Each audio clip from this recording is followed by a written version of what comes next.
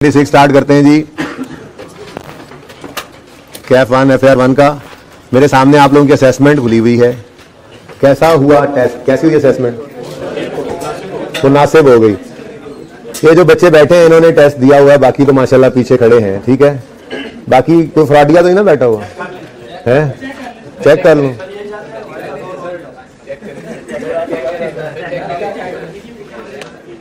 नहीं यार, मेरे बच्चे मेरे साथ धोखा नहीं कर सकते, जो मर्जी हो जाए। देखो ना, जो बैठे हैं उनको वैसे दुआ देता है बंदा, शुक्र है या अल्लाह इनको तुमने टेस्ट की तौफीक दी, या अल्लाह इनको ऐसे ही मेहनत करने दे।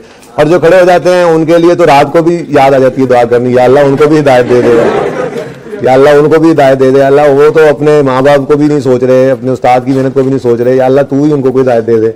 लेकिन जो फ्रॉडी होते हैं ना, उनको ना खुशा मिलता है ना मिसाले सुन, ठीक है ना। तो मुझे पता है मेरा कोई बच्चा से फ्रॉड नहीं हो जाता, ऐसी बात ना किया करो, ठीक है। जरा रास्ता थोड़ा बना के रखो, ठीक है ना। जरा अंदर जाओ ना गली में, तंग तो हो जरा। हाँ भाई, टेस्ट क्यों नहीं दिया? कोई जेन्युइन रीजन है तो हाथ खड़ा करे कोई बंदा जेन्युइन। हाँ, क्या हुआ था?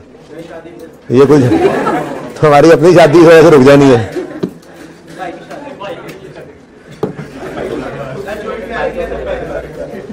कोई नहीं, शादी पे गए थे ना। कब हुआ था? कल ही ठीक हुए हो? आ जाओ, बैठ जाओ।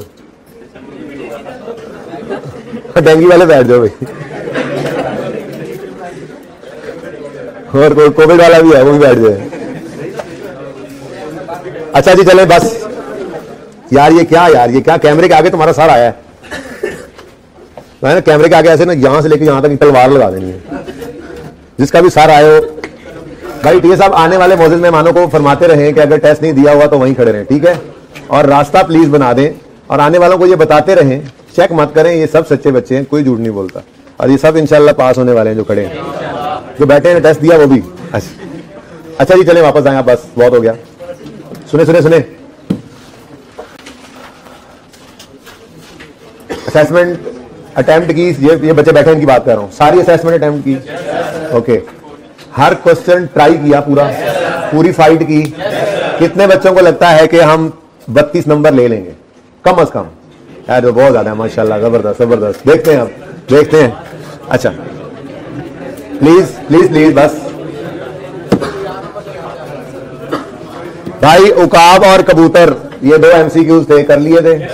चलो इनको बाद में डिस्कस करेंगे। मेरा दिल है एक बड़ा सवाल कोई सा कर लें आज, हयात वाला ही कर लेते भाई, सभी डिस्कस होने हैं। हाँ, क्या गलत दिया हुआ हो? सवाल में गलत दिया गया हो? सवाल में तो नहीं गलत। लेट मी देख। अच्छा जी, कुरैशी स्टील ट्राई किया, कैसा लगा ये सवाल? अच्छा, इस सवाल के अंदर ना आपको कोई मसला नहीं होना चाहिए था, सिवाय इस एक लाइन के। ये जरा बताता चलूं क्योंकि आपने आज घर पे इसको दोबारा ट्राई करना है ना, फिर कल मैं डिस्कस कर लूंगा। कहता है, जरा ओवर हो जाए जल्दी, जरा सारे टेस्ट का ओवर ही हो जाए ना। MCQs दोबारा ट्राई करना, ठीक है। सोल्यूशन अपलोड कर दिया मैंने, आपको मिल भी गया तो नजर भी आ जाएगा आपको, एक दफा ट्राई कर सकते हो ना आप। तो MCQs को ट्राई करना, मसला होगा तो मैं दोबारा कराऊं, मैं हाजिर, मैं खादिम, ठीक है। अच्छा, उसके बाद question 2, QSL sign an agreement with PO Pak construction जो भी है, for construction of a factory building at a cost of 100 million. यहीं पर रुक जाओ। इनवॉइस डेट 3 आ रही हैं, इनवॉइसेस 4, और उनकी 30, 20, 10 और 15 टोटल कितना हो रहा है? 100 वाला प्रोजेक्ट है, 75 सिर्फ।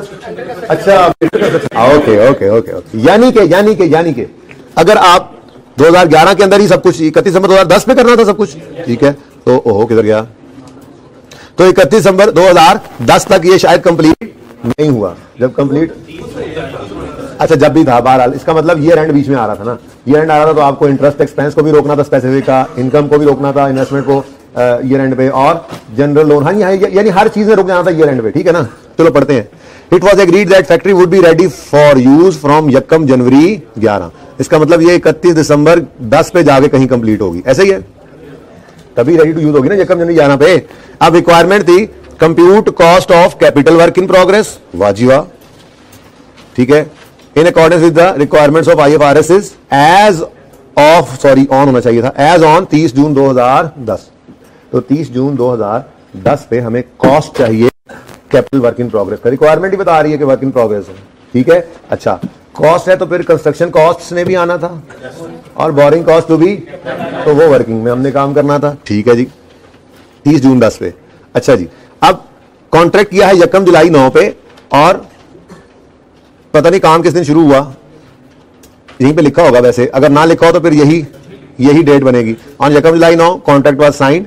ठीक है जी, it was agreed that factory would be ready to use for use on 1 January 2011। अब 1 जुलाई 2009 से 30 जून 2010 तक हमारा ये साल था। ये प्रोजेक्ट लग रहा है को 1.5 साल पे फैला हुआ है, ठीक है ना। तो हमारा साल है 1 जुलाई 9 से 30 जून 10। ठीक है, the terms of payment were agreed as under, ओ तो ये भी था progress payment. 10% advance would be made on signing of agreement, यानी 1 जुलाई 9 पे। तो फर्स्ट कंस्ट्रक्शन पेमेंट आ गई ना 1 जुलाई 9 पे। तो कंस्ट्रक्शन चाहे स्टार्ट नहीं भी लिखा हुआ, हमारे पास एक डेट तो आएगी। ठीक है, वैसे कंस्ट्रक्शन भी हम अज्यूम कर सकते हैं इसी दिन स्टार्ट हो जाएगी। ठीक है ना, बहरहाल फर्स्ट कंस्ट्रक्शन पेमेंट तो यहाँ आ रही है, एडवांस तो इस दिन दे देना है। तो एडवांस क्या है, ठेकेदार को भी पैसे दिए, कंस्ट्रक्शन के ही दिए, तो फर्स्ट कंस्ट्रक्शन पेमेंट 1 जुलाई 2009 पे जा रही है। गुड। फिर जी, the advance paid would be adjusted at 10% of quarterly progress bills, ये काम सीखा हुआ है। ठीक है, 5% retention money would also be deducted, retention money would be refunded 1 year after completion of factory. भाई बैलेंस शीट तो नहीं बनानी थी, अगर बनानी होती तो इस साल में जितनी रिटेंशन मनी हम डिडक्ट करके अपने पास रखते वहां पे लायबिलिटी होती और नॉन करंट होती। क्यों? क्योंकि इस साल के एंड पे भी अभी बिल्डिंग बनी नहीं, अगले साल के 6 महीने गुजरने के बाद बननी है और उससे साल के बाद पैसे वापस करेंगे, तो नॉन करंट ही बनना था। लेकिन हमने अल्फा के अंदर बना ली थी बैलेंस शीट, यहां पे नहीं बनानी थी। Progress bills would be raised on last day of each quarter and settled on 15th of next month. ठीक है जी, यानी कि क्वार्टर, भाई क्वार्टर जुलाई को हमारा 1 जुलाई 2009 में हमारा साल शुरू हो रहा है। क्वार्टर में 3 महीने होते हैं, जुलाई, अगस्त, सितंबर, ये 3 महीनों का एक क्वार्टर। इसका बिल 30 सितंबर को रेज होगा, मतलब वो लाकर देगा और हम 15 अक्टूबर को पेमेंट करेंगे। फिर अक्टूबर, नवंबर, दिसंबर 3 महीने, 31 दिसंबर को वो बिल आएगा, हम 15 जनवरी को पे करेंगे। इसी तरह से मार्च 31 वाला 15 अप्रैल को, और 30 जून 2010 वाला हम क्यों कहें जुलाई 15 को, हम तो कहेंगे पे ही नहीं करेंगे। अब इसका तरीका पता है क्या था, सवाल के अंदर एक आ रही थी इनवॉइस डेट और एक आपको लिख लेनी चाहिए थी पेमेंट डेट। ठीक है, क्योंकि रिसीट पेमेंट के अंदर इनवॉइस डेट ने नहीं आना था।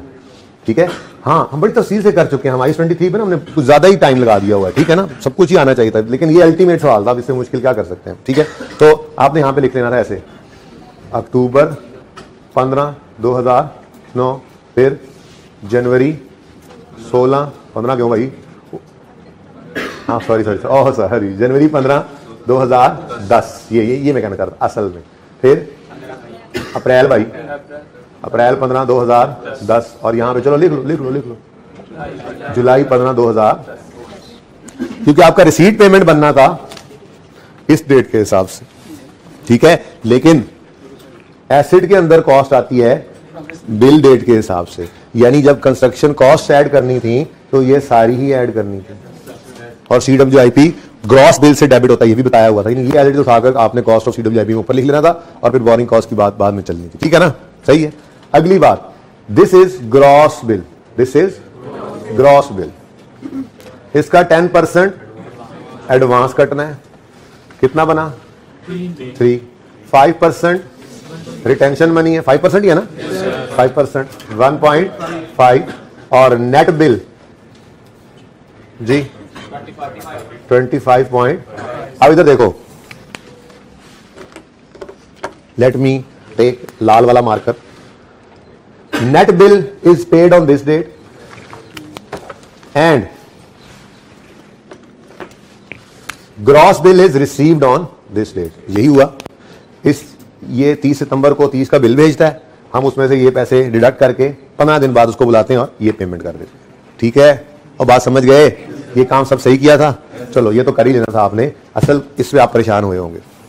ठीक है, ये बिल्कुल लास्ट मोमेंट में मैंने एक बार इसको डिलीट भी कर दिया था निकाल के एडजस्टमेंट को, मैंने कहा फायदा कोई नहीं। फिर मैं कहा यार ये बात अगर पर्चे में पूछ ले, मैं कह रहा हूं फायदा कोई नहीं, ऐसे करना इसको इग्नोर था बाय द वे। ठीक है, शक्ल बन गई तेरी, करना इसको इग्नोर था। अब इग्नोर क्यों करना था वो मैं बता देता हूं। अब इसलिए मैंने रख दिया, मैंने कहा चलो अभी का ख्याल है, अभी थोड़ा सा इनको टेंशन होगी, परेशान होंगे, ये क्या बात हुई, लेकिन चलो जिंदगी में याद तो रह जाएगी ना बात। ठीक है, तो इसलिए मैंने डिलीट करके और फिर मैंने इसको इंक्लूड कर दिया। पढ़ते हैं क्या कहते हैं, ये नहीं पढ़ते। क्या नाम है आपका? हाँ उमामा, आपने क्यों नहीं टेस्ट दिया? तैयारी नहीं थी। IQ का पेपर छोड़ दोगे, तैयारी नहीं होगी तो वो तो दोगे, तो फिर इसको सीरियस नहीं लोगे तो आईकेल के पेपर की तैयारी भी नहीं होगी।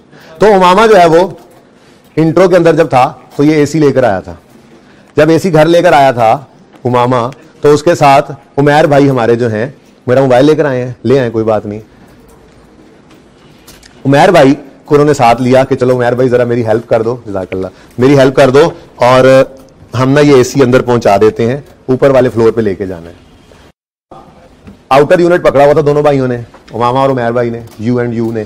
तो वो लाउंज से गुजर रहे थे इंट्रो में, और गिरा था शीशे के टेबल पे वो आउटर यूनिट, और शीशा गया था टूट, और अम्मा ने फ्लाइंग चप्पल भेजा था, कान पकड़वा दिए थे कि मुझे तो तुम ये 70,000 का एसी लाए, मुझे तो 1 लाख में पड़ गया ना, 30,000 का तुमने मेरा टेबल तोड़ दिया। अब अम्मा को क्या कह रहा है, अम्मा आइए 16 कहता है ये एसी आपको 70 में पड़ा, लाख में नहीं पड़ा, क्योंकि मेरी नेग्लिजेंस की वजह से जो नुकसान हुआ है उसे एसिटी कॉस्ट में ऐड नहीं करना।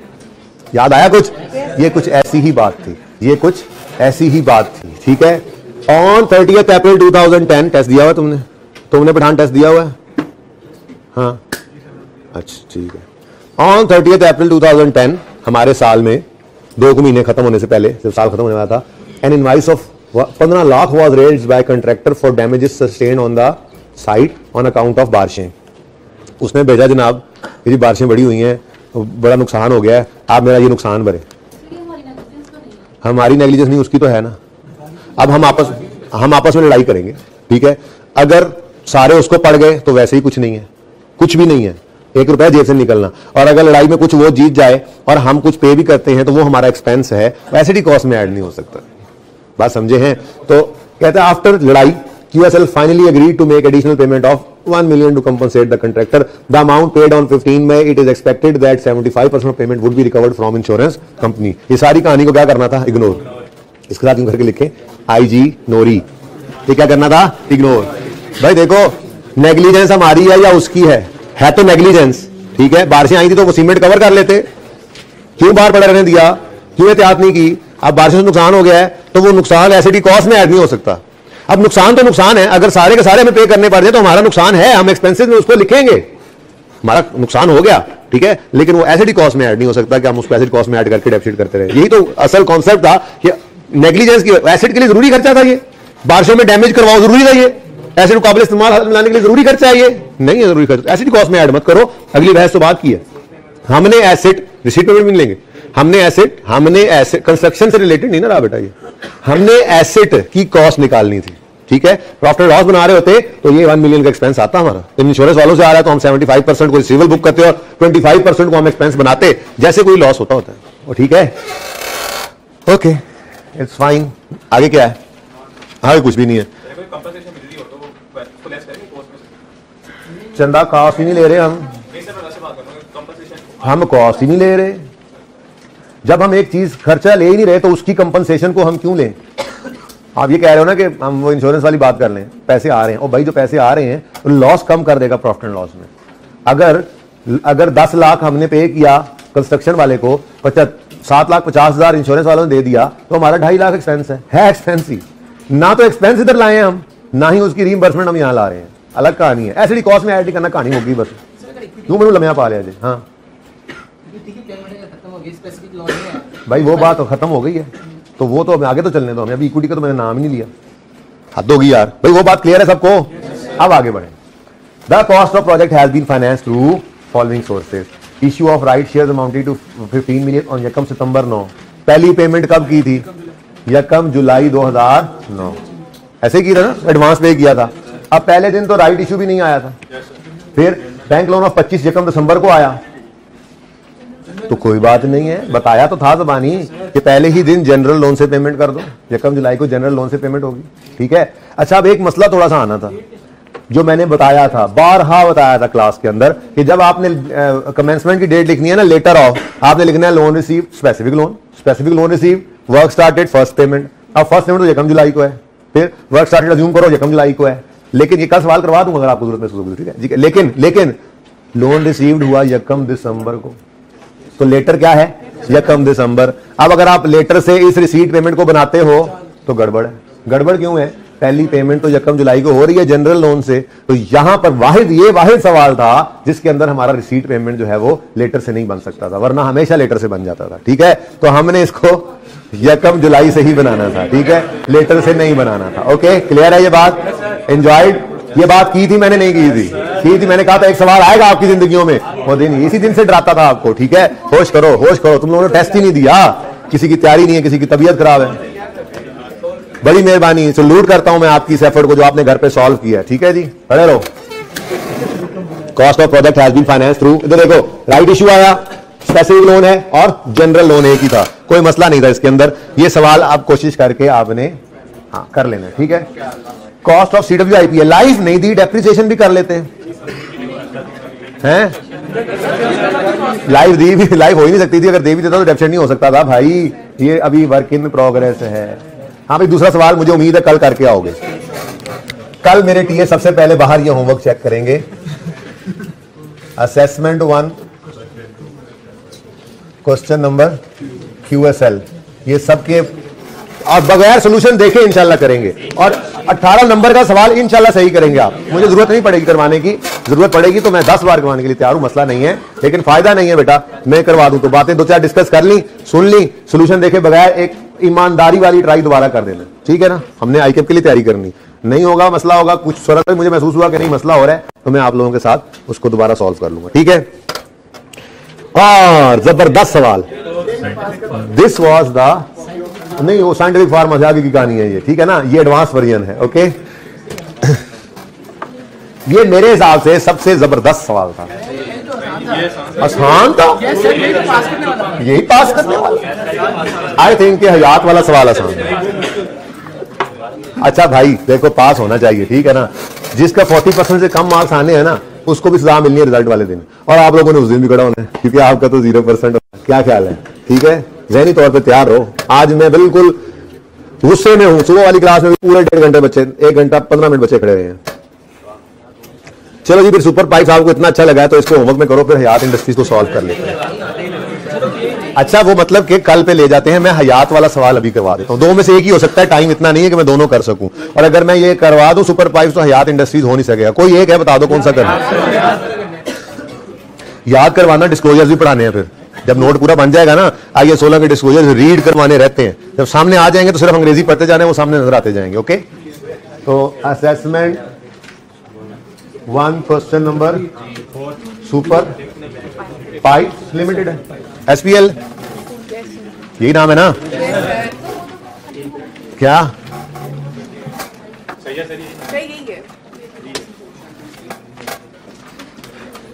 और क्वेश्चन 1 तो है ही।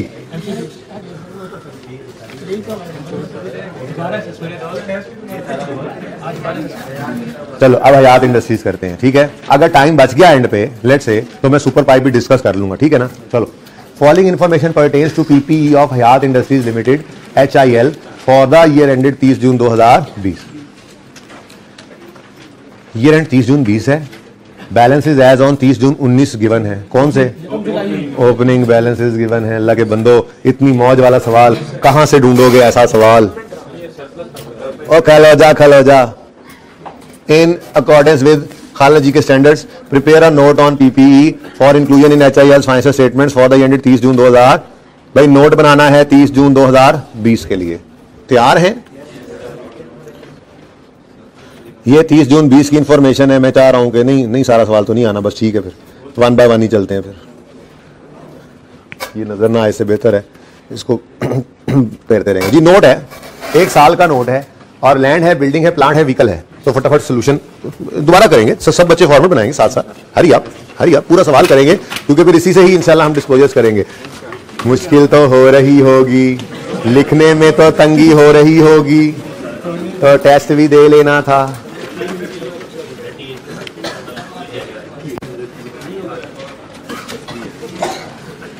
हयात, अच्छा भाई यहाँ पे कोई एब्रीविएशन यूज नहीं करना, इसके नंबर कटेंगे इंशाल्लाह। वैसे तो शायद 1 नंबर हो इसका मार्किंग स्कीम में, लेकिन जो नहीं लिख के आया होगा उसको मैं ज्यादा नंबर कटवाऊंगा क्योंकि ये मुफ्त के नंबर छोड़ के आते हैं। ठीक है, नोट्स टू द FS नहीं लिखना। ठीक है, notes to the financial statement पूरा लिखना है आपने। फॉर द ईयर एंडेड भी पूरा लिखना है, 31 दिसंबर नहीं है 30। अच्छा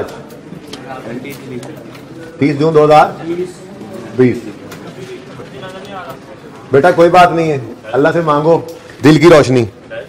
क्या नई चीज है, किसको नजर नहीं आ रहा तो बताना जरा, बताना। बेटा इधर क्या लिखते होते हैं हम, नाम ही लिखा है मैंने, ठीक है। अब अगर मैं इसको इतना बड़ा लिख देता हूं तो फिर नीचे वाला जो देखने वाली चीज है ना वो नजर नहीं आएगी। हाँ भाई ईयर एंड वाली तकलीफ हो रही थी किसी को, ईयर एंड गलत लिखा है, कौन है ईयर एंड गलत लिखा है, कोई कह रहा था ऐसे सर ये, हाँ क्या किया था, नहीं 31 दिसंबर समझ लिया था, लेकिन सवाल में तो 30 जून का ही किया ना, सिर्फ हेडिंग में लिखा है गलत, सारा सवाल ही कैसे सवाल करते हो, कमाल करते हो, पता नहीं क्या करते हो जी। नंबर कोई बताओ भाई, 12 मैं तो लिखूंगा। प्रॉपर्टी प्लांट एंड इक्विपमेंट मुकम्मल लिखना था, ठीक है। अब भाई जिसको नजर नहीं आ रहा था, अच्छा भाई जो सोल्यूशन के अंदर है, किसी ने देखा है सोल्यूशन, वही नंबर बता दो ताकि वो जरा सोल्यूशन से मैच हो जाए। 13 है ना, ओके ये लो। अच्छा भाई आने वालों को देखने के लिए जो चीज चाहिए वो मिलेगी, लेकिन अभी भी ग्रॉस कैरिंग अमाउंट छोटा ही लिखा होगा, पीपी ग्रॉस कैरिंग अमाउंट। भाई ये फॉर्मेट आप तब बनाते हैं जब आप सवाल को एक बार पढ़ चुके होते हैं, ठीक है। बहरहाल सवाल के अंदर रीवैल्यूएशन मॉडल भी है और कॉस्ट मॉडल भी है, ठीक है। तो शुरू हो जाए फिर, ओपनिंग, उसके बाद चलो ट्रांसफर, इंपेयरमेंट तो नहीं थी ना, ट्रांसफर के बाद रीवैल्यूएशन, फिर एडिशन, डिस्पोजल्स, क्लोजिंग, उसके बाद अक्यूमुलेटेड डेप्रिसिएशन। कोई एक्डेप नहीं लिखेगा पर्चे में, उसका क्या मूड खराब होगा, ये क्या लिखा हुआ समझ नहीं आ रहा। अच्छा opening and stop and tell me the date of revaluation. ये रेंट पे रिवैल्यूएशन हो रही है तो फिर पहले डेप्रिसिएशन फिर ट्रांसफर। अच्छा वैसे ना अल्टीमेट सवाल था वो ऑर्चर्ड वाला, याद है वो अल्टीमेट था, क्लास में किया था ना हमने। डेप्रिसिएशन के बाद ट्रांसफर, फिर डिस्पोजल, फिर क्लोजिंग। कम से कम फॉर्मेट ही बंदा बना रखता है क्लास में आने से पहले, को नहीं रहने दे, बस यही कुछ होगा, कुछ और तो नहीं है। इन दोनों का डिफरेंस क्लोजिंग्स का बुक वैल्यू आएगी, उसके बाद मेजरमेंट बेसिस, डेप्रिसिएशन मेथड। पर्चे में टाइम बचाना, सिर्फ मेथड भी लिख सकते हो, लाइफ और रेट, बस चलो डेप्रिसिएशन मेथड ही लिख लिया। एक बार ये तो मसला हो गया हल।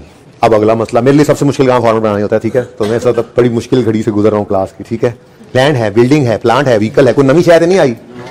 यही थे ना सवाल आपने किया हुआ है, इसलिए मैं पढ़ नहीं रहा। ओके टेस्ट दिया हुआ ना इन बच्चों ने, तो आपकी बात नहीं कर रहा। खड़े हुए अहबाब की, आपकी तबीयत सही है ब्लू शर्ट वाले भाई, तबीयत सही है, मसला तो नहीं हो रहा खड़े होने?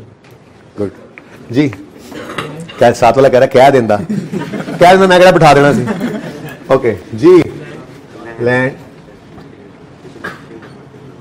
फिर बिल्डिंग। फिगर्स बाबा बढ़िया ने, थोड़ा थोड़ा नहीं मिलियन में तो है, लेकिन थोड़ी सी इधर भी तो हाँ रखनी पड़ेगी ना। नहीं अगर सवाल में 1000 में डाटा है तो मैं तो नहीं मिलियन में करूंगा, तुम ही करो। हाँ देखते हैं, मैं बता देता हूँ क्या हमारा उसूल होगा। इंट्रो वाला उसूल ही है, बिल्डिंग के बाद प्लांट, प्लांट के बाद व्हीकल। बस उसने रिक्वायरमेंट में कुछ कहा था भाई, आज कहता था आपको कि अगर टोटल का कॉलम और नॉर्मली आप आईकैप नहीं मांगता, रिक्वायर्ड नहीं होगा तो एक्सप्रेसली लिखा जाएगा। आप लोगों के साथ सबके पास टेस्ट तो मौजूद ही है, फिर भी देखें। In accordance with IFRS, good luck. Prepare a note on PPE for inclusion in HIS financial statement for the year ended 30 June 2020। Comparative figures यानी 19 and column for total are not required, दोनों ही required नहीं थे। किस किसने total column बनाया? माशाल्लाह माशाल्लाह, चश्मे बद दूर। और सवाल को रिक्वायरमेंट के एंड तक, आखिरी नुक्ते तक, फुल स्टॉप तक पढ़ा करो प्लीज। कितना टाइम जाया किया आप लोगों ने, और कुछ अच्छे मार्क्स आ जाते आगे वाले जी। ब्रैकेट इग्नोर कर दी थी सर हमने। ओके जी, और ठहर जा यार, मैंने रोड़ा मुकान दे रहा, एक बार जरा मुझे ये काम करने दो। हाँ भाई आप लोग ना पता है क्या करें, सवाल को पढ़ें, कुछ तक उसी भी करो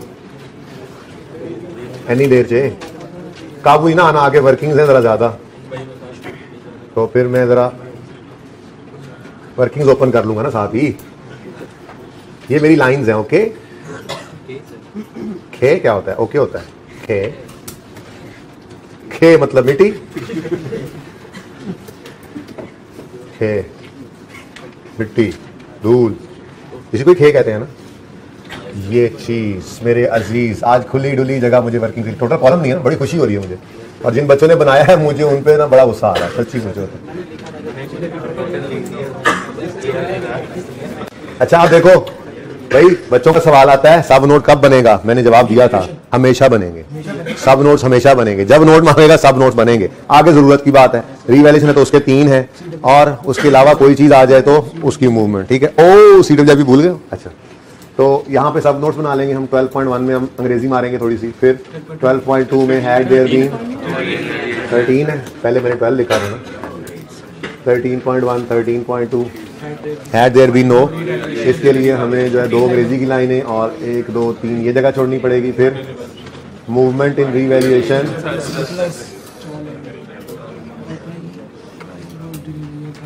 देखेंगे बनाना या नहीं बनाना। नहीं, आप लोगों ने भी बनाना हो सकता है ना घर पे, और जरूरत के मुताबिक कोई और भी आ सकता है, इसलिए मेरे ख्याल में सारी जगह ही छोड़ देते हैं। और उम्मीद तो है यहाँ तक काम बन जाएगा हमारा, और वर्किंग खेलेंगे आगे। लो जी, hard times are over for me, now soft times are coming. आपके लिए हार्ड अब शुरू होता है। और कुछ भी नहीं था, बस रीवैल्यूएशन सरप्लस की बच्चों को समझ नहीं आ रही, कोई मसला ही नहीं है। ग्रांट तो था ही ऐसे, वन ऑफ सी एडजस्टमेंट है ना, इससे पहले कभी ऐसे आई ना इसके बाद कभी आई, तो ये जो आई समझा दूंगा। अच्छा, बरकत के लिए ऐसे एडजस्टमेंट्स का होना जरूरी है, वरना ना आपकी नजर अल्लाह से हट जाती है, अल्लाह माफ करे। कहते हैं लो जी हमें तो आता है, ऐसे कभी नहीं सोचना। ठीक है, ओके। देखो मैं बैठ के पढ़ा रहा हूं क्योंकि मेरा पर्चा पास है। एग्जाम्पल है एक छोटी सी जी, straight line method of depreciation हो, कौन सा? ठीक है, एक एग्जाम्पल उसकी बना रहा हूं। 1 जनवरी 15 पर हमने एक एसिड खरीदा, ठीक है जी, उस एसिड की कॉस्ट है 500, ठीक है, और इसकी लाइफ है 5 साल। तो 31 दिसंबर 15 पर डेप्रिसिएशन करनी है, स्ट्रेट लाइन मेथड, तो 500 बटा 5 कितना आया? 100, 400 आ गया। अब मेथड कौन सा है? तो इसलिए 31 दिसंबर 16 पर फिर डेप्रिसिएशन के लिए सेम फॉर्मूला, 500 बटा 5 100। मुझे आज लिखने दो, मुझे मत रोकना, मैंने दोबारा फॉर्मूला आज मुझे लिख डालने दो एक बार और फॉर्मूला।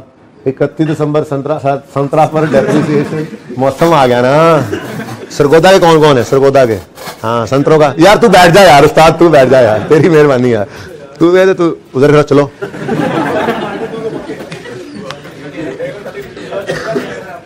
मतलब माल्टो का सीजन आया तो बंदे को सरगोदा वाले सारे दोस्त याद आ जाते हैं। अच्छा जी, 500 बटा 5 100,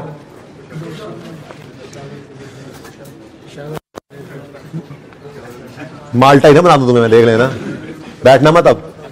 अच्छा जी, लेले तो कुर्बानी में जा रहे हैं हमें। Okay, you know what is लेला? Sort of goat. आपको वो तो लैम्ब होता है। अच्छा छोड़ो, वापस आओ। अच्छा वापस,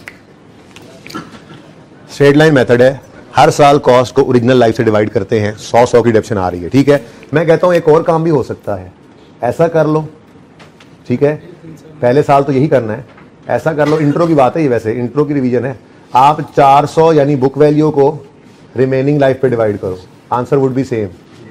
आप बुक वैल्यू को, स्ट्रेट लाइन मेथड है, रिमेनिंग लाइफ पे डिवाइड करो, answer would be same. Check कर लो बेशक, बात समझ आई है?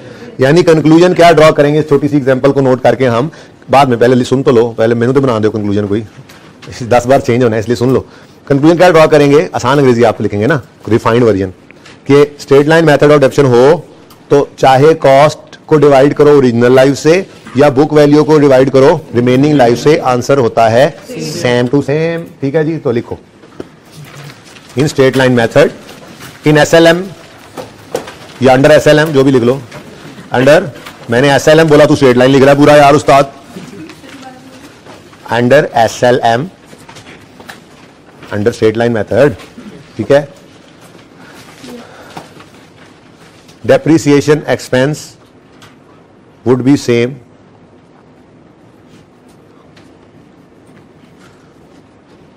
either we divide cost by original life or book value by remaining life. Either we divide cost by original life or book value by remaining life. बात समझ गए? ये बात लिख के ना छोटा सा इस एग्जांपल को थोड़ी सी ये अज्यूम डाटा है इसको लिखो और फिर इस सारी चीज को एक डिब्बे में बंद कर दो। ये बाद में यूज करेंगे फिर।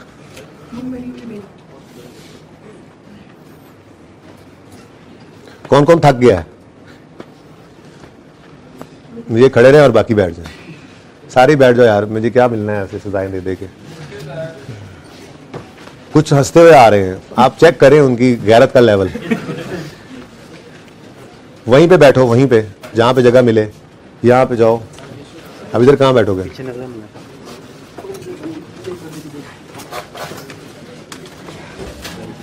ये कैमरे में तो नहीं आया कैसे गए हैं उधर? भाई जल्दी कर लो यार। यार देखो अब इतना टाइम नहीं होता आप लोगों की फजूल हरकत की वजह से। अभी मेरा दिल तो कोई नहीं था। ये कैमरे के आगे वालों के ना आगे सर उड़ा दिया करो। वहां से यहां तक एक तलवार लटकानी मैंने, जो कैमरे के आगे आएगा ना। ओके, सर खुद बचाया करें अपना। अच्छा जी नोट हो गया? ये जल्दी करें नोट, मैं बातें कर तब तक ये बैठ जाए। मैंने कहा तब आप लोग नोट भी कर लें, तब तक ऑनलाइन में तो पॉज करके भी किसी वक्त नोट कर लेते हैं। पॉज का ऑप्शन है, लो पॉज हो गया, अब प्ले हो गया। लेकिन ये प्ले अपनी मर्जी से होता है, पॉज भी अपनी मर्जी से, नहीं कि मेरी मर्जी से। चलें शुरू करें आप काम।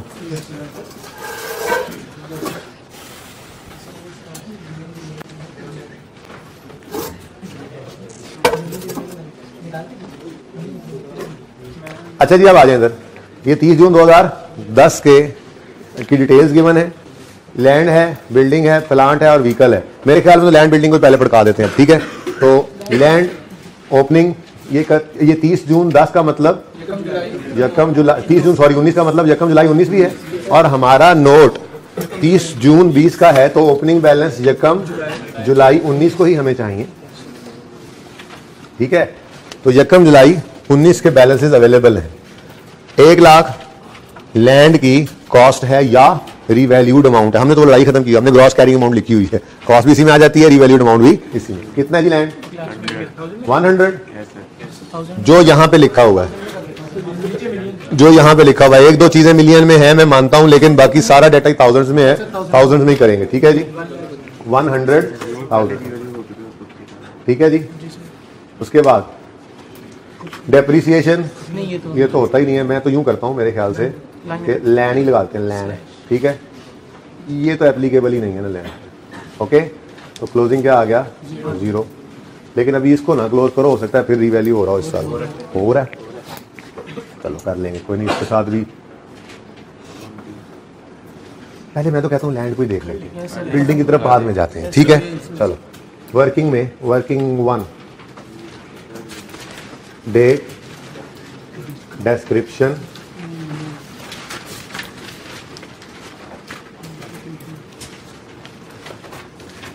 Land, revaluation, surplus, profit and loss.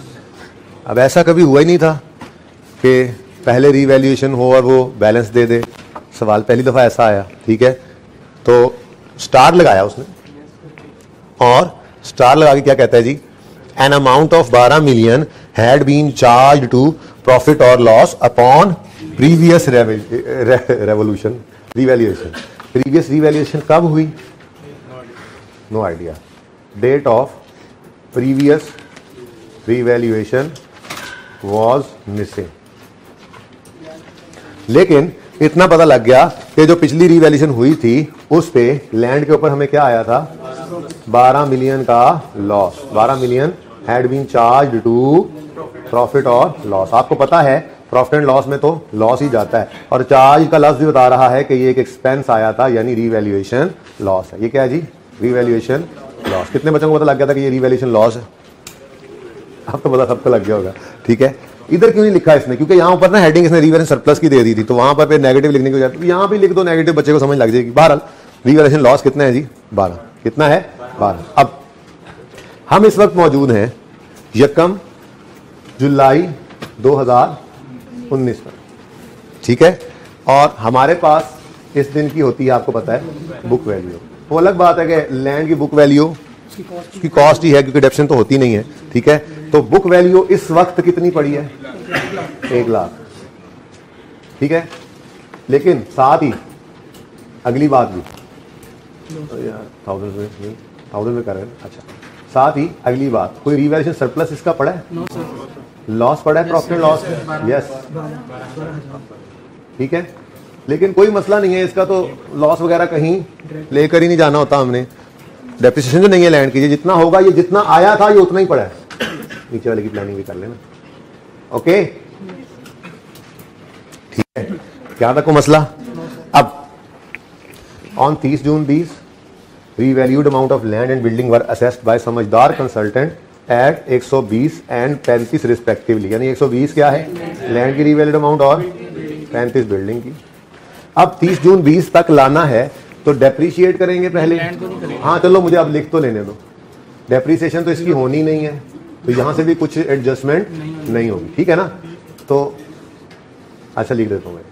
तो वक्त आपने तो पर्चे में बचा लिया होगा, आपने ये काम किया ही नहीं होगा। मैं तो आपको समझाने के लिए ये कर रहा हूँ, ठीक है, ताकि अगली वर्किंग में आसानी हो जाए। तो ये हमारे पास बुक वैल्यू आ गई 30 जून 2020 की, ठीक। डेप्शन तो होती नहीं है, तो आप ये स्टेप अवॉइड भी कर सकते थे। आप डायरेक्ट भी 30 जून 20 के ऊपर ये दोनों फिगर्स लिख सकते थे, और ऐसे ही करना चाहिए था आपको, ठीक है। ये ऊपर वाला काम मैंने वैसे ही इजाफी किया, बिल्डिंग की तैयारी की, ठीक है। उसके बाद भाई 30 जून 20 पर एक लाइन खाली छोड़कर रीवैल्यूड अमाउंट लिखेंगे। कितनी है? 1,20,000। तो 20,000 का क्या आ गया? Revaluation surplus. इस सरप्लस ने पहले 12,000 के लॉस को एडजस्ट किया और बाकी 8,000 रीवैल्यूएशन सरप्लस स्टैंड कर रहा है। And this is over. क्यों ओवर? क्योंकि डेप्रिसिएशन तो है ही नहीं, होती भी तो वो पहले हो चुकी होती, इस दिन तो फिर भी ना करते, ठीक है ना। यानी कि बिल्डिंग की बारी भी जब आएगी तो कुछ नहीं करेंगे इसको, ओके, सही है। तो क्लोज नहीं करते। अच्छा चलो,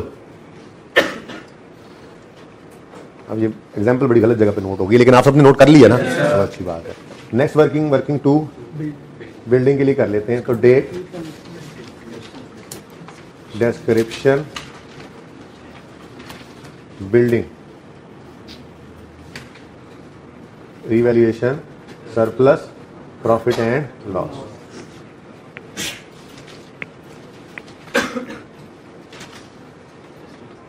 नहीं, यहां से आगे वैसे यूज करना है ना बात को।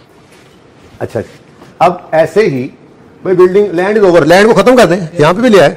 देखो कोई ट्रांसफर कोई नहीं चक्कर होता, ठीक है। एडिशन है कोई नहीं, डिस्पोजल है कोई नहीं, सरप्लस आ गया है कितना? 20,000। श्योर?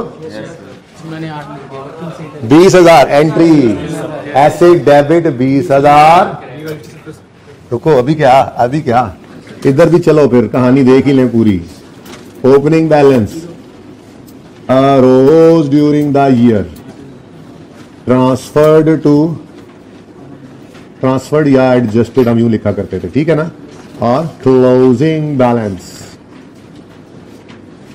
बात कर रहा हूं मैं इस वक्त लैंड की। लैंड पे तो भाई पहले लॉस हुआ करता था, इस साल के पहले दिन कोई सरप्लस, ओपनिंग में क्या था? Loss. During the year arose हुआ 20,000, ठीक है, टोटल। अब एंट्री क्या करते थे, इसकी एंट्री याद है? लैंड डेबिट 20,000, रीवैल्यू प्रॉफिट, पहले तरतीब से है, लैंड डेबिट 20,000, और उसने जाके देखा प्रॉफिट एंड लॉस में 12 पड़ा है, प्रॉफिट एंड लॉस क्रेडिट 12,000 और बैलेंसिंग सी सरप्लस है। तो 8,000 यहां बिल्कुल आना था भाई, लेकिन देखो ना, वर्किंग में सिखाया करता था एसेट डेबिट होना, ठीक है, ओके। अब कुछ ट्रांसफर नहीं हुआ भाई, और क्लोजिंग में हाँ जी वर्किंग के नंबर मिल जाएंगे आपको। ये पहला झटका लगा आपको। ओके, यहां तक को मसला। चलो ये कितने पे आ गया? 1,20,000 पे। ये 0 है और बुक वैल्यू आ गई 1,20,000। ठीक है जी। क्या हो गया? ये 3 सिफरें वाकई गले पड़ गई है ना। चलो नहीं भाई नहीं, अब तो निकल गया थी, अब तो निकल चुका है थी जी। रीवैल्यूएशन और ये नॉट एप्लीकेबल है। लिखना चाहो तो लिख सकते हो इनफिनिट लाइफ, ठीक मत लिखो बेटा। वो सरप्लस नहीं है ना, हमने यहां पर सिर्फ मूवमेंट इन रीवैल्यूएशन सरप्लस लिखनी होती है। सॉल्यूशन को छोड़ दो फिलहाल, सॉल्यूशन को मैं बाद में देखूंगा मैंने क्या किया उसमें।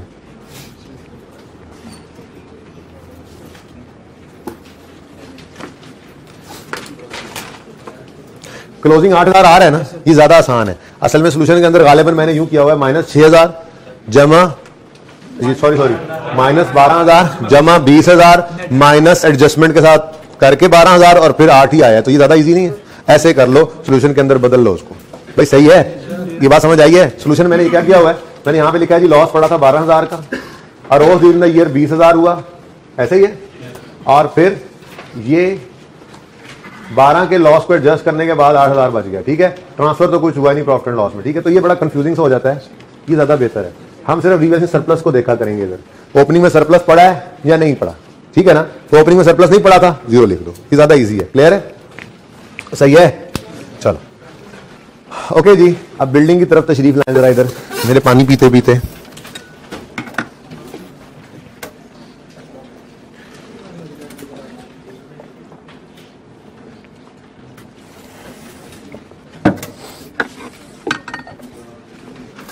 जी बच्चों, बिल्डिंग 70,000 कॉस्ट भी हो सकती है, रीवैल्यूड अमाउंट भी हो सकती है। नहीं, लेकिन सरप्लस नजर आ रहा है डेट पर, इसका मतलब ये फिर रीवैल्यू हुआ होगा तो सरप्लस आया होगा ना। अब लास्ट रीवैल्यूएशन किस दिन हुई है ये नहीं पता, कोई बात नहीं। ये बिल्डिंग की 1 जुलाई 19 की कॉस्ट है या रीवैल्यूड अमाउंट है और ये 14,000 उसकी एक्यूमुलेटेड। तो 1 जुलाई 2019 पर मैं बुक वैल्यू लिख लेता हूं 70,000 minus 14,000। 70,000 minus 14,000 is equal to 56,000। ये बिल्डिंग की क्या आ गई हमारे पास, बुक वैल्यू। और साथ ही उसने कहा रीवैल्यूएशन सरप्लस इस दिन का कितना है, 16,000। ठीक हो गया जी, ये समझ में आती है बात। अब 30 जून 20 पर ये रीवैल्यू तो हुआ है, लेकिन पहले डेप्रीशिएट करना पड़ेगा, फिर ही रीवैल्यू होगा ना। अब जब हम डेप्रीशिएट करने लगे तो हमारे पास रीवैल्यूड अमाउंट नहीं है जिसको डेप्रीशिएट करें, बुक वैल्यू है हमारे पास। तो आप कहोगे नहीं रीवैल्यूड अमाउंट तो है, हाँ है, ठीक है मान लेता हूं, ठीक है ये भी करके देख लेंगे। लेकिन मैं जिस मसले की तरफ आपको लाना चाह रहा हूं वो ये है कि हमारे पास इस वक्त कितनी लाइफ गुजर चुकी है हमें उसका अंदाजा नहीं है। ठीक है ना, हम इसको ओरिजिनल लाइफ से डिवाइड करते हैं, किस दिन खड़े होकर वो लाइफ निकालते हैं, रिमेनिंग लाइफ किस दिन निकालते हैं, जिस दिन लास्ट रिवैल्यूएशन हुई थी। ठीक है, अब बिल्डिंग की यूजफुल लाइफ या रेट तो 20 दिया हुआ है। अब ये पता नहीं कौन सा वाला है, लग रहा है लास्ट रिवैल्यूएशन का ही होगा। ठीक है, लग रहा है यूजफुल लाइफ, तो यूजफुल लाइफ है ना, यूजफुल लाइफ उसने दी हुई है, लास्ट रिवैल्यूएशन का ही लग रहा है। मतलब मसला सिर्फ ये है कि रिमेनिंग लाइफ निकालना फिलहाल एक मसला बना हुआ है। ठीक है, रिमेनिंग लाइफ हम निकाल नहीं पा रहे। अगर रिमेनिंग लाइफ निकल आए तो क्या करेंगे हम, 70,000 को ओरिजिनल लाइफ से डिवाइड करो या 56,000 को रिमेनिंग लाइफ से डिवाइड करो, आंसर सेम आएगा। ये प्रूफ किया हुआ है हमने। ठीक है ना, अब देखते हैं ओरिजिनल लाइफ मिलती है या नहीं मिलती है। ठीक है, ओरिजिनल लाइफ होगी, लाइफ पास्ट निकलेगी तो रिमेनिंग लाइफ निकल आएगी। ठीक है ना, अच्छा चलो मसला ये नहीं है, मुश्किल काम है। देखो दोनों चीजें निकल सकती, मैं भी बता दूंगा, प्रूफ करता हूं मैं। ठीक है, मसला यहां पे आकर आएगा, यहां वाला सरप्लस ओरिजिनल निकले तो उसको डिवाइड करें, तो बड़ी मुसीबत में पड़ जाना था। एक आसान हल है, मुश्किल वाला काम भी करके दिखा दूंगा, काम दोनों हो सकते हैं। ठीक है, लेकिन फिलहाल तो मैं रिमेनिंग लाइफ की तरफ दौड़ता हूं। ठीक है, और वो रिमेनिंग लाइफ हमें चाहिए किस दिन बोलो, एक minute, book value, revalued amount, revalued surplus loss, working free. Remaining life निकालनी है तो टोटल लाइफ माइनस लाइफ पास। ताकि पता तो चले कि ये सरप्लस कितना कम होकर यहां तक पहुंचा है। चलो एसिड की तो आप कह लो जी यही लेटेस्ट रिवैल्यूड अमाउंट नजर आ रही है, इसको तो हम डिवाइड कर सकते हैं, ठीक है ना। अब बात समझ, ये मैं बिठा रहा हूं, ये तो समझ आ गया हुआ है ना, दोनों ऑप्शंस मौजूद थे हमारे पास। ओके, अब रिमेनिंग लाइफ का नहीं पता, वो कहता है लाइफ तो टोटल 20 है, पास्ट निकाल लो तो रिमेनिंग भी निकल आएगी। तो ये काम हमने सीखा था एक्यूमुलेटेड डेप्रिसिएशन के फॉर्मूला से। Depreciation expense for 1 year 70,000 revalued amount given है, डिवाइडेड बाय 20 की लाइफ भी गिवन है। ये 1 साल की डेप्रिसिएशन आ गई इनटू लाइफ पास्ड टिल यकम जुलाई 19 और एक्यूमुलेटेड डेप्रिसिएशन एज ऑन यकम जुलाई 19। यही होगा ना, बोलो। अब इधर देखो, ये गिवन था 14,000 गिवन है, यकम जुलाई 19 तक कितनी एक्यूमुलेटेड डेप्रिसिएशन है 14,000 गिवन है।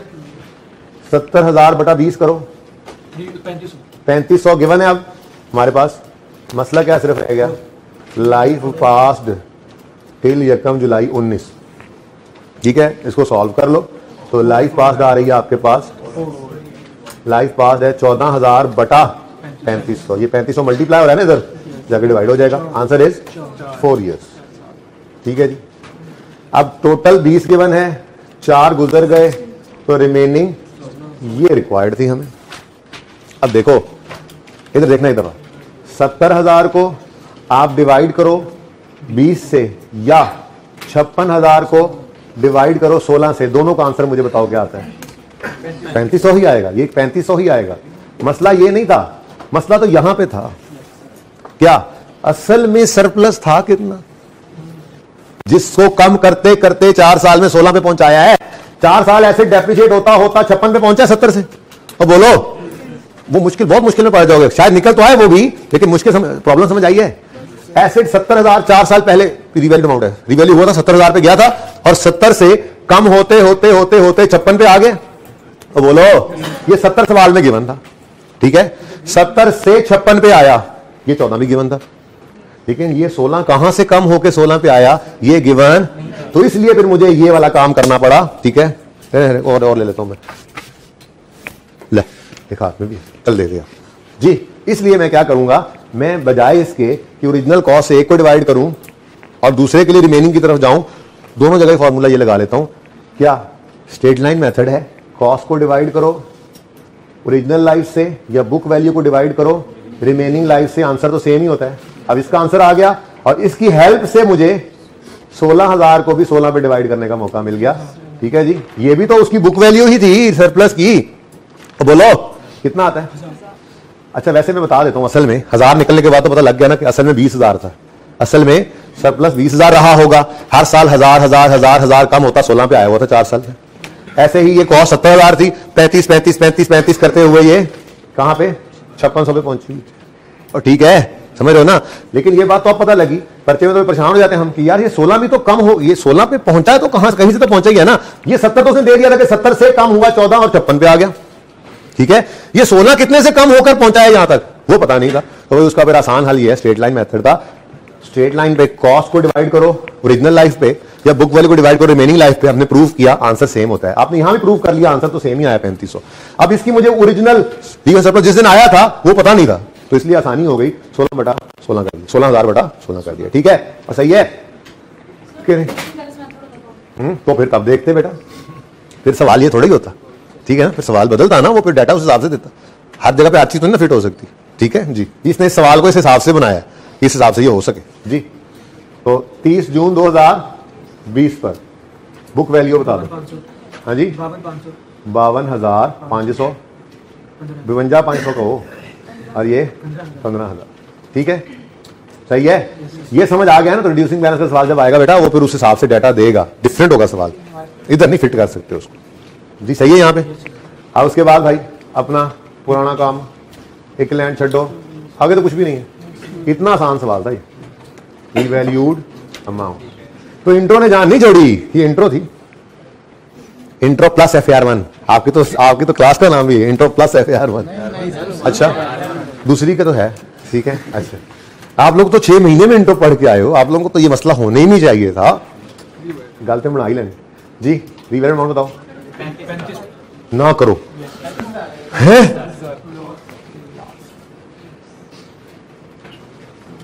कितना लॉस आ गया?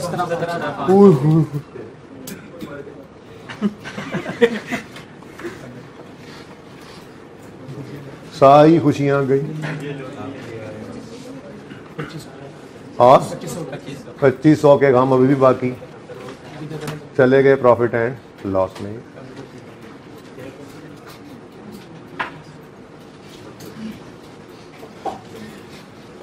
ठीक हो गया जी? कैसा लगा सवाल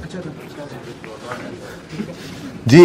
अब सब कुछ तो गिवन है जी। ओपनिंग पे 70 सवाल में गिवन था ना, ये 70 सवाल में गिवन है, कोई नहीं कैलकुलेट करने की जरूरत।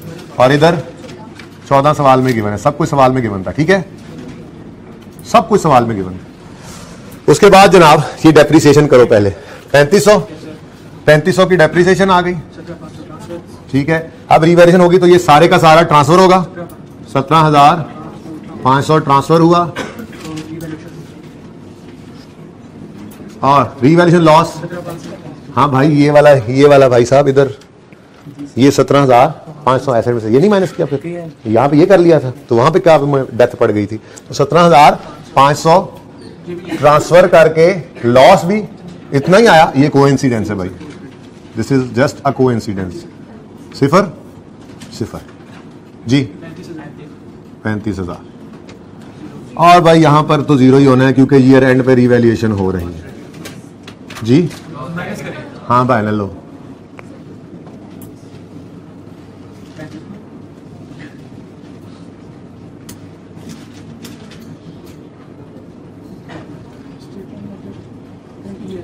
सोलह जो इस दफा डेफिनेट करने के लिए आपने यूज किया। अगर बहुत तकलीफ है कि जी ओपनिंग में तो और था तो फिर आप 16 से 20 कर लो, लेकिन मेरे ख्याल में ये मुनासिब नहीं है। होता ये एक 4 बिल्डिंग्स हैं, एक 16 पे और बाकी 20 पे है, तो फिर 16 से 20 लिख सकते थे। यहां पे ऐसे कर लिया। ठीक है, एंजॉयड?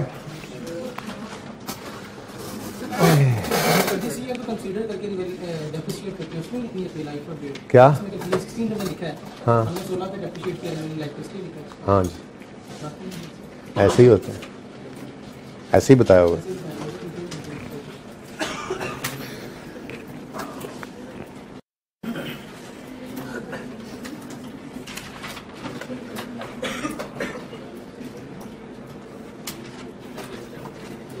अच्छा जी, उसके बाद प्लांट है और व्हीकल। पहले व्हीकल को पढ़ा देते, आसान है। खैर से प्लांट भी आसान ही, लेकिन चलो पहले व्हीकल को पढ़ा दें। तैयार है? व्हीकल तो सबका ही सही हो गया होगा। One of the vehicles had an engine failure on 1 जनवरी 2020। हमारे साल के एन दरमियान में एक व्हीकल का इंजन सीज मार गया, फेल हो गया। And its engine had to be sold as कबाड़ फॉर 0.1 मिलियन। 1 लाख रुपए का उसे हमें कबाड़िए को देना पड़ा। The vehicle had been acquired on 1 January 18 at a cost of 2.5 million. ये व्हीकल हमने 1 जनवरी 18 को खरीदा था 25 लाख का। ठीक है, 2500 हम कह लेते हैं, 1000 में चल रहे हैं। 40% of the cost is attributable to its engine, यानी 2500 का 40% कितना बनता है? 1000 रुपया उसकी इंजन की कॉस्ट थी और 1500 बाकी बॉडी की। Though the engine of similar capacity was available at a cost of 1.2 million, the old engine was replaced on 1 January 20 with a higher capacity engine at a cost of 1.8 million. भाई subsequent expenditure में आपको कहा था या तो capital expenditure होता है या रेवेन्यू। ठीक है, अगर कोई खर्चा एसेट की लाइफ, प्रोडक्टिविटी, एफिशिएंसी, आउटपुट या क्वालिटी ऑफ आउटपुट बढ़ा दे तो वो कैपिटल एक्सपेंडिचर, और अगर मेंटेन करे तो वो रेवेन्यू एक्सपेंडिचर। ठीक है, लेकिन एक तीसरी चीज भी बताई थी, replacement of a major part. अगर किसी मेजर पार्ट को रिप्लेस करते हो तो जो नया पार्ट लगाया है उसको एडिशन के तौर पे रिकॉर्ड कर सकते हो अगर पुराने के डिस्पोजल को रिकॉर्ड किया है। याद आ रही हैं बातें? बस इतना सही काम था इसमें।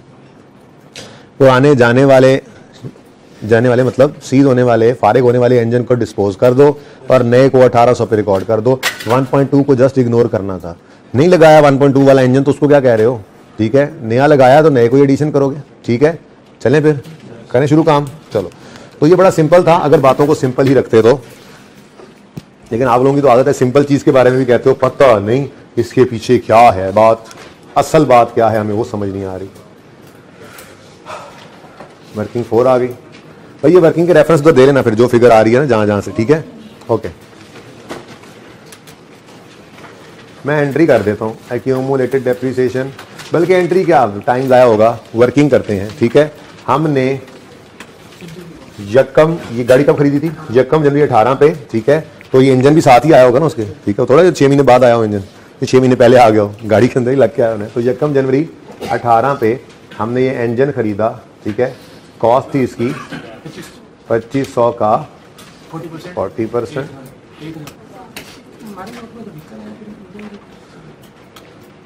क्या,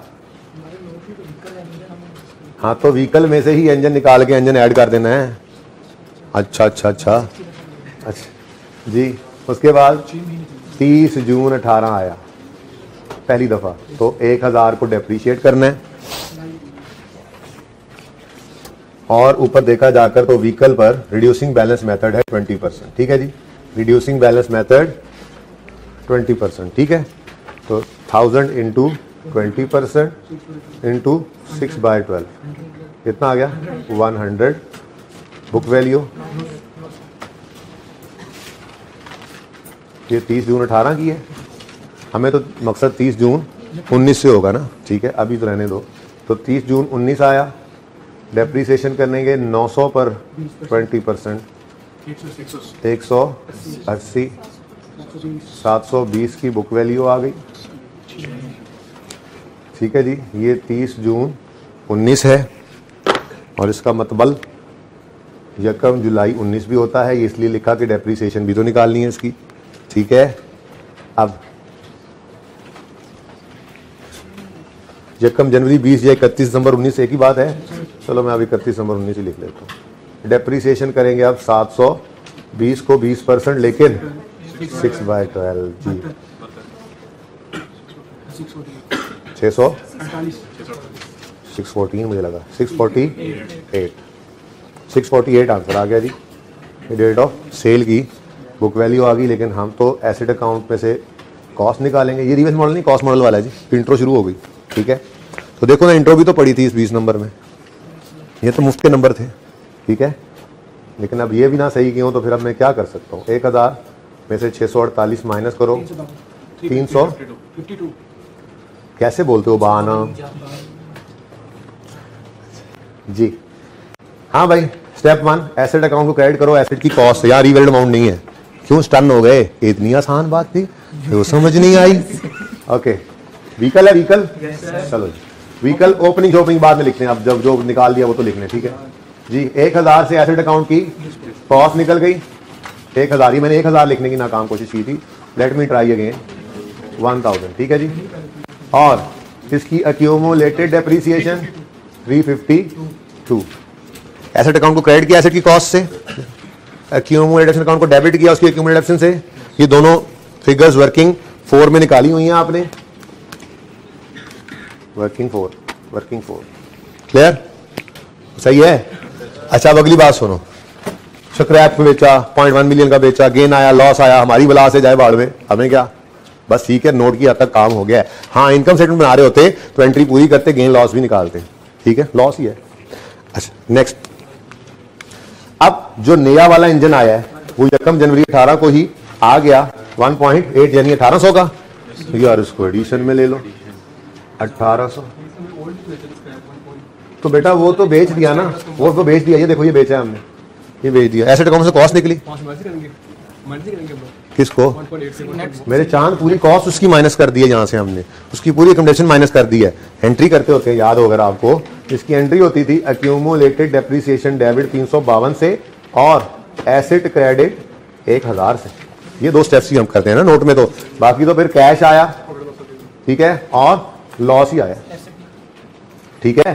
तो वो ये दोनों चीजें मुझे जरूरत ही नहीं होती, ठीक है, नोट के लिए तो बस ये 2 चीजें चाहिए। तो मैं ये तो कह रहा हूं कि इनकम स्टेटमेंट बनाते तो हम निकालते गेन लॉस, ठीक है। की किताब 0.1 की किताब ऐसे कुछ करता, it's okay, no problem, there is no transfer, there is no revaluation, there is no transfer, कितने ट्रांसफर ये, ठीक है जी। अब बस डेप्रिसिएशन चाहिए और ओपनिंग चाहिए, वो तो गिवन थे सवाल में। ये देखो कहाँ, देखो ऊपर है, ये देखो 8800 ओपनिंग कॉस्ट है, 4000 ओपनिंग एक्यूमुलेटेड। लो जी, इतना आसान सवाल। 8800, ये भी सही नहीं है, यही सही है, कोई बात नहीं, दूसरा भी सही होगा। और 4000, अब देखो ये नंबर तो मिले ना। अब दूसरे सवाल भी थे पास करवाने वाले, तो बस आप लोगों को बेटा कॉन्फिडेंस यही देना है। पर्चा ऐसा नहीं होता आई कैप के सारे सवाल ही मुश्किल हो, वैसे इसके अंदर भी सारे मुश्किल नहीं थे, अब मिक्स है ना, मतलब मुश्किल थे, लेकिन आप लोगों ने तो पढ़ा हुआ था ना, सब कुछ पढ़ा हुआ था ना जी। अब फॉर द ईयर डेप्रिसिएशन रहेगी, इधर देखो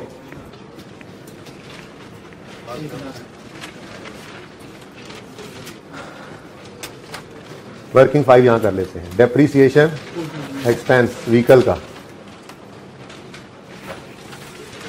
मुक गया, ओ इधर पाउच में रखना था, चलो ठीक है। On opening excluding method reducing balance है, तो opening book value of all, sir यही तो ठीक हुआ है। 8800 में से 4000 माइनस कर दो,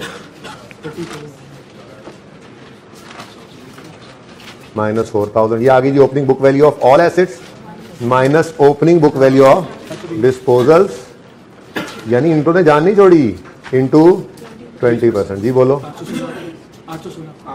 बताओ इसमें कोई FIR 1 वाली बात है? एक भी नहीं थी, ठीक है। तो मिक्सचर ही होता है भाई सवाल, तो सारी अकाउंटिंग है ना, वो भी अकाउंटिंग थी, ये भी अकाउंटिंग जी। कितना? 816। उसके बाद ऑन एडिशन है ना, एडिशन एक, ठीक है। Addition 1800 into 20% into 6/12 180। तुमने फिर 21 की तरह बोला कसम से, 180, ठीक है। ये 816 है यार, ऑनलाइन वालों को मसला हो जाता है, हालांकि सुन असल में डबल स्पीड में सुन रहे होते हैं 2x, तो फिर सवाल भी अजीबोगरीब आ रहे होते हैं, जो बातें कराई होती हैं वही पूछ रहे होते हैं। फेल होने की तरफ जा रहे हैं डबल x पे सुनने वाले, फेल होने की तरफ जा रहे हैं ऑनलाइन वाले जो 2x पे सुनते हैं। क्यों किया मैंने ऐसे? 2x पे भी उनको स्लो सुनाई देगी ये बात। ओके, ऑन डिस्पोजल वर्किंग 4, ये शुरू में ही कर देनी चाहिए थी बात, चलो छोड़ो। 900, how come 924? Sure, are you sure? ठीक है, ये सही है फिगर? 1068। वर्किंग नंबर 5 आ गई, ठीक है बच्चों। क्लोजिंग बता दो, इसका क्लोजिंग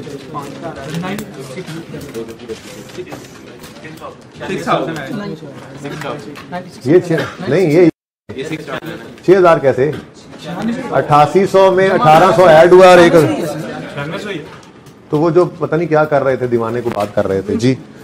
इधर दवाई नहीं खाई तुम तो आज कहा क्या? 4716, ठीक है जी। 4716 है ऑनलाइन वालों, 4716 जी। यार तुम इस वक्त इसको बताओ मुझे, नहीं तुम मुझसे ना पूछो ये बात।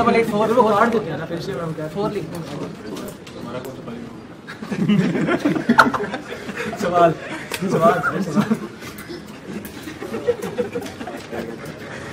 अच्छा जी भाई साहब, पता नहीं क्या राउंडिंग में, क्या क्या मसला राउंडिंग में? 4.88 मिलियन में। हाँ जी सही है, वो 4.88 मिलियन में सही है, सही है, सही है, सही है। उनको बताओ, वो अगर काटे नंबर तो मुझे बताना। Okay, straight sorry cost model, reducing balance method 20%। बताओ भला, यहां तक तो कोई मसला ही नहीं था। तो 20 में से 15 नंबर तो आ गए आपके, रह गए 5 गु नंबर। हाँ बोले क्वेश्चन क्या? हाँ हाँ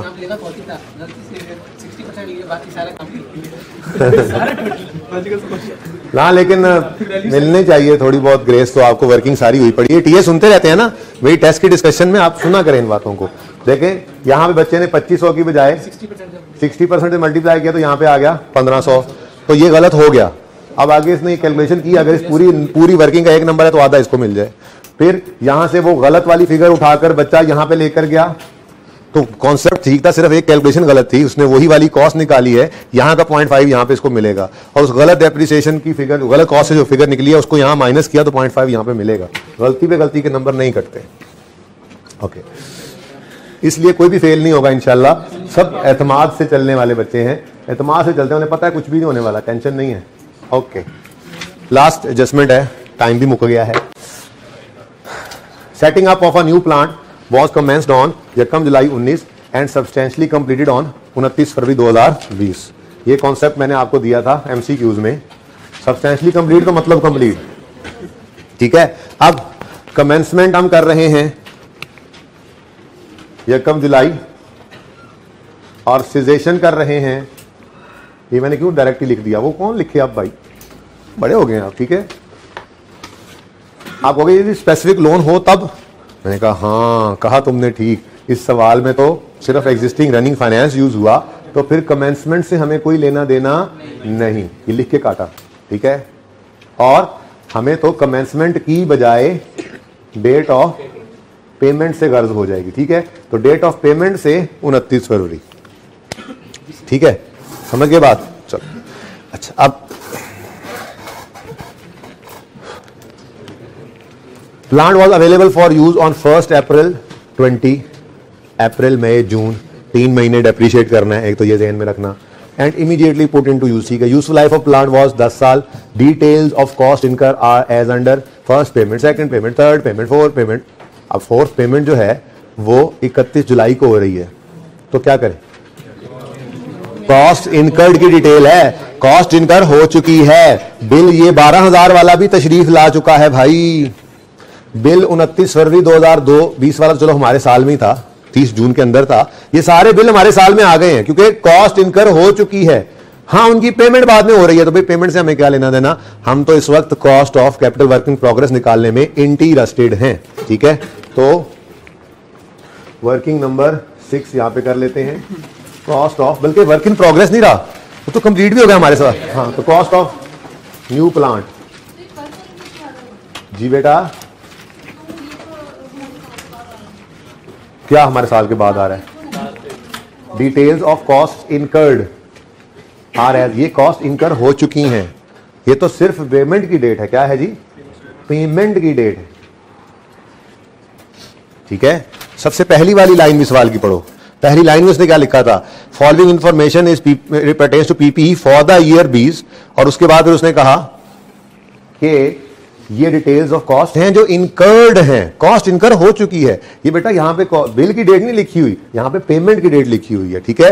तो भाई सादा सी बात है, 120 की कॉस्ट इनकर हो चुकी है, तो वो तो CWIP में डेबिट हो जाएगी ना, पेमेंट ना करें आप, पढ़ाया हुआ आपको ये कॉन्सेप्ट, ठीक है। बहरहाल कुछ बच्चों ने एक नहीं लिया, पता नहीं क्यों। तो इधर देखो, कंस्ट्रक्शन कॉस्ट कहते थे ना, कंस्ट्रक्शन कॉस्ट, यहाँ पे वो कंस्ट्रक्शन कॉस्ट लिख दो, कितना, 120,000, 120,000। उसके बाद अगली लाइन में बोरिंग कॉस्ट के बारे में बता रहा है, the cost of plant was finance through existing running finance, general loan है, चलो इसका मतलब बोरिंग कॉस्ट तो आएगी, ठीक है। Okay, with the carrying amount of this government grant this, यानी कि कोई और चीज नहीं आ रही जो हम लिखा करते थे, सिर्फ क्या आएगा, बोरिंग कॉस्ट कैपिटलाइज्ड आएगी, और उसके लिए वर्किंग 7 अप कर लेते हैं, और यहां से हमारे पास कॉस्ट ऑफ प्लांट आ जाएगी, ठीक है।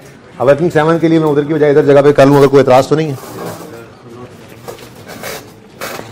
क्यों परेशान हो, ये नहीं समझ आई थी तुम्हें सब समझ आती है तुम्हें, सब तुम सही कर रहे थे, फिर शक्ल तुमने ऐसी क्यों बनाई हुई है जैसे सब कुछ ही लूट गया है। सुनो इधर, टेस्ट ही नहीं दिया, अच्छा यहाँ पे भाई रोशनी तो नहीं पड़ रही किसी बच्चे को, यहाँ पे सिर्फ इस जगह कर लूं अगर, तो आमिर भाई आप भी। Okay, working number 7, borrowing cost to be, याद है कुछ, क्या भूल गए हो, बीच में अभी पढ़ा तो सिर्फ IS 40 ही है, तो इतना दूर तो अभी नहीं गया हमारा borrowing cost. First, loan processing charges, कोई नहीं है, इंटरेस्ट एक्सपेंस, हाँ नहीं है, मुझे पता लग गया तुमने यही कहना है, ऑन स्पेसिफिक लोन नहीं है, लेस इन्वेस्टमेंट इनकम नहीं है। ओके, थर्ड इज जनरल है interest expense on general loan लिखवाएं, interest expense on general loans. Receipt payment नहीं बनाएंगे, जरूरत नहीं है, लोड नहीं है भाई। नहीं भाई, ये तो आपकी रिवीजन करा रहा हूं। आप बोलो हम पागल थोड़ा ही हैं कि हम ये लिखेंगे। बोलो बोलो प्लीज बोलो। नहीं बेटा, आपकी रिवीजन करवाई जरा कि ऐसा कुछ नहीं है ना, स्पेसिफिक लोन था ना, इन्वेस्टमेंट इनकम थी, कुछ भी ना, जनरल लोन है। और जनरल लोन जब अकेला ही है तो भाई डेट ऑफ पेमेंट देखो, उस दिन से इंटरेस्ट को क्या अप्लाई करो। किस लिए रिसीट पेमेंट बनाना था? रिसीट पेमेंट कुरैशी स्टील में बनाना था, वहां बना तो लिया था। अच्छा, वो भी गलत वाला वो भी लेटर से है ना। ठीक बनाया, कमाल। कितने बच्चों ने सही बनाया था कुरैशी स्टील वाला? ओह वाओ, 5-6 बच्चों ने, इतनी ही ज्यादा। Okay, date of payment is यकम अगस्त 19, 12,000 पे किया। ठीक है, कहता है with the limit of 200 million carrying markup of 12% per annum. साल का इंटरेस्ट आ गया। इनट्यू कोई सस्पेंशन सस्पेंशन नहीं है, सस्पेंशन सस्पेंशन कोई नहीं है, इसलिए कोई फासले फूसले नहीं डालने, कोई मानसूस नहीं लिखने, बस अगस्त से गिनो। अगस्त, सितंबर, अक्टूबर, नवंबर, दिसंबर, जनवरी, फरवरी, मार्च, अप्रैल, मई, जून, जुलाई, अगस्त। नहीं नहीं नहीं नहीं, फरवरी में रुक गए, ये 5 में 7 में रुक गए, 7 में रुक गए। देख लो आगे मंथ नहीं गिनने, यकम अगस्त से सिजेशन तक। परेशान परेशान। हाँ भाई, डेट ऑफ पेमेंट से सिजेशन या ईयर एंड जो पहले हो जाए। सिजेशन पहले हो रही है, और देखो डेट ऑफ पेमेंट यकम अगस्त है, अगस्त, सितंबर, अक्टूबर, नवंबर, दिसंबर, जनवरी, फरवरी। पठानों की तरफ क्या हो गया? सान्या हो गया, नहीं समझ आई, गलत हो गया। 7 महीने इंटू 7/12। ठीक है जी, सुनो। उसके बाद नेक्स्ट पेमेंट हुई है यकम अक्टूबर को 48,000 की, इंटू 12% इंटू अक्टूबर, नवंबर, दिसंबर, जनवरी, फरवरी, मार्च, अप्रैल, मई, जून। नहीं करना, 5 पे रोकना है। 5 बेटा 12। टोटल बताओ। 3 to ओके। अब एक नई चीज आई थी जो ना इससे पहले कभी आई ना इसके बाद कभी आई, उम्मीद भी नहीं है, फिर आए। बहरहाल सीख लेते हैं। कहता है एक गवर्नमेंट ग्रांट रिसीव हुई है। ओह, गवर्नमेंट ग्रांट, ठीक है। अब टाइम बहुत ऊपर हो गया। एक गवर्नमेंट ग्रांट रिसीव हुई, सुन लो जल्दी से, जल्दी सुन लो। गवर्नमेंट ग्रांट रिसीव हुई है, ठीक है, और वो यकम जनवरी 20 को रिसीव हुई है। यकम जनवरी 20 को रिसीव हुई है। ग्रांट अमाउंट हमने यूज की है रनिंग फाइनेंस फैसिलिटी को पे करने के लिए। देखो, जनरल लोन का इंटरेस्ट कैपिटलाइज करते हैं किस कॉन्सेप्ट की वजह से कि जी ये वो अपॉर्चुनिटी कॉस्ट पड़ रही है। ये पैसा अगर इधर इस्तेमाल ना करते तो कहीं और करते ना, तो जब कहीं और इस्तेमाल नहीं किया, इधर किया, तो इतने ऐसे का इंटरेस्ट इधर ऐड कर दो। अब इसी प्लांट से रिलेटेड एक ग्रांट आई, आपने वो पे कर दिया जनरल लोन, तो उतने ऐसे का इंटरेस्ट फिर आपको सेव भी तो इसी प्लांट की रिलेटेड ग्रांट की वजह से हुआ कि नहीं हुआ? बस इतनी सी बात थी, यहां पे लेस ग्रांट सेविंग आ जानी थी। ठीक है, अब ग्रांट कितनी दी जी आपने, बल्कि रिसीव की आप, गवर्नमेंट थोड़ी है। 20,000 इंटू ये 12% की सेविंग कितने महीने आई? जनवरी और फरवरी, 2/12 कितना आता है? 400। कोई बात नहीं, जिसने ये एक 400 नहीं लिखा उसका 0.5 मार्क कट जाएगा टीए साहब, लेकिन बाकी जब लिखा उसका अपने मार्क्स हैं, जिसने कॉस्ट लिखी उसके अपने मार्क्स हैं। तो परेशान ना हो करें, गलती पे गलती के नंबर नहीं कटे। छोटी सी बात नहीं समझ आई, दैट्स इट यार, कोई बात नहीं, क्लास में सर ने समझा दिया बस, ठीक है। पर्चे में समझ नहीं आई तो क्या हुआ यार, ये यहां पे 0.5 कट जाएगा बस, ठीक है। तो बताओ भाई, 28-40 और यही टोटल था 28-40 और ये है 28-40। लेकिन 1 मिनट रुक जाओ, एक छोटी सी चीज, यकम जनवरी को आपने एक ग्रांट रिसीव की, ऐसे ही है तो बोलो cash debit grant, deferred grant, और याद है डेफर्ड ग्रांट कितने से? 20 से। फिर यकम मार्च को आपका प्लांट कंप्लीट हो गया, प्लांट डेबिट आपने किया और CWIP क्रेडिट कर दिया, जितनी भी अमाउंट बनेगी, ठीक है। इसी दिन 2 ऑप्शंस हैं, ग्रांट को या तो इस एसिडी कॉस्ट में से नेट करो या अलग रखो। सवाल बताएगा, खामोश हो तो फिर अपनी मर्जी जो मर्जी करना। सवाल ने बताया, सवाल खामोश नहीं था, सवाल चीख पड़ा। HIL account for, HIL uses cost, सवाल की चीख नहीं सुनाई दे रही थी। HIL deducts government grants in arriving the carrying amount of asset, वो डिडक्ट कर लेते हैं एसेट में से। सुभान अल्लाह, बोलो सुभान अल्लाह। क्या मतलब? डेफर्ड ग्रांट अभी के अभी खत्म और प्लांट कम, कितने से? यानी यहां पर ही आपने क्या कर देना था, 20,000 माइनस कर देना था। ये कितने बच्चों ने ये सही कर लिया था? तो इसके भी अपने नंबर थे, कमाल कर दिया आप लोगों ने। यानी सिर्फ एक सेविंग भूले आप, क्वाइट रिमार्केबल। मतलब मैं तो इतना भी एक्सपेक्ट नहीं कर रहा था आप लोग यहां तक चले आओगे। ये कोई बात नहीं, ये खैर है, ये वंस ऐसी कोई बातें हो जाती हैं, अब समझ आ गई। बाहर माइनस करो 102,840, ये 102 एडिशन है, 102,840 एडिशन है, कोई डिस्पोजल इसमें है नहीं। इधर देखो देखो देखो देखो, एक दफा ओपनिंग सवाल में गिवन कोई ट्रांसफर नहीं, कोई रिवैल्यूएशन नहीं, क्लोजिंग आ जाएगा। ओपनिंग सवाल में गिवन कोई ट्रांसफर नहीं, कोई डिस्पोजल नहीं, बस सिर्फ डेप्रिसिएशन निकालनी, और अब वो निकाल सकते हो। कैसे? ये दस्ती इस्तेमाल में डाल दिया यकम अप्रैल से, ठीक है? किसमें? यार यकम अप्रैल से अवेलेबल फॉर यूज यकम अप्रैल को है, सब्सटेंशियली कंप्लीट हुआ ना, यूज तो इन्हें शुरू किया। हाँ अवेलेबल हो गया, उसके बाद यूज में डिले किया तो फिर नहीं डेप्शन रोक सकते थे। अवेलेबल फॉर यूज का बताया हुआ है। तो अप्रैल मई जून 3 महीने इस 1,02,840 को डेप्रिशिएट करना था आपने, ठीक है? 1,02,840 डिवाइडेड बाय 10 इंटू 3/12, और नीचे यहां पर आपने लिखना था 10 टू, दूसरा कौन सा है? 15, सर आ गए, पहली वाली लाइफ पुरानी 15 है, ठीक है? 10 टू 15, 10 क्यों? इस वाली की 10 लाइव थी और पिछली की 15, ठीक है भाई, सही है? तो ये डेप्रिसिएशन निकाल लेना बस, और इसको कंप्लीट करना। सोल्यूशन आपके पास मौजूद है। कोई क्वेश्चन अभी फिलहाल मैं नहीं ले सकता। क्लास को जल्दी फारिग कीजिएगा, नेक्स्ट क्लास के सर पहुंच चुके हुए हैं। अल्लाह हाफिज।